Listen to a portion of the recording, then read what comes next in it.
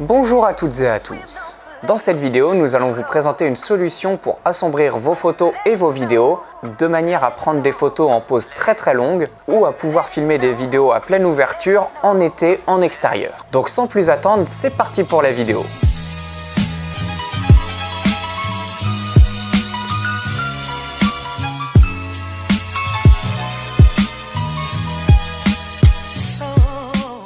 Lorsque l'on fait des photos en pause longue, par exemple des photos de paysage où il y a de l'eau qui coule, ou alors lorsque l'on filme avec un obturateur de 1/50 car on filme à 25 images secondes, quand il y a peu de lumière, c'est assez simple car on peut avoir un temps de pause très long. Mais lorsqu'il y a beaucoup de lumière, comme par exemple en été en extérieur, on se retrouve très vite à devoir beaucoup fermer le diaphragme, arriver par exemple à f22 et ne plus pouvoir choisir artistiquement son flou d'arrière-plan, mais également avoir des problèmes dans la diffraction de la lumière qui rendent l'image moins nette. Car lorsque l'on ferme trop notre objectif, nos rayons lumineux ne convergent pas de la même façon et on se retrouve avec une image qui perd en piqué et donc qui perd en netteté. Donc pour éviter cela et pouvoir utiliser l'ouverture que l'on souhaite quand on le souhaite, on va utiliser des filtres ND. Le principe d'un filtre ND, c'est que cela va assombrir la photo ou la vidéo. Et donc lorsque l'on parle de ND avec un numéro derrière, on parle de l'assombrissement qu'il crée. Un filtre ND2 baisse très peu la lumière, alors qu'un filtre ND 4000 baissera beaucoup la luminosité de l'image. On peut également le compter en diaph, et donc plus le nombre de diaph est élevé, plus le filtre ND va assombrir l'image. Il en existe deux sortes, les filtres ND variables et les filtres ND fixes. Si vous faites de la photo en pause longue, de la photo de paysage par exemple, un filtre ND fixe peut être plus intéressant qu'un filtre ND variable, car vous allez pouvoir garder le plus de piqué possible de votre objectif, avec un filtre qui soit le plus précis possible dans sa restitution des couleurs, et pourtant pouvoir allonger le temps de pause.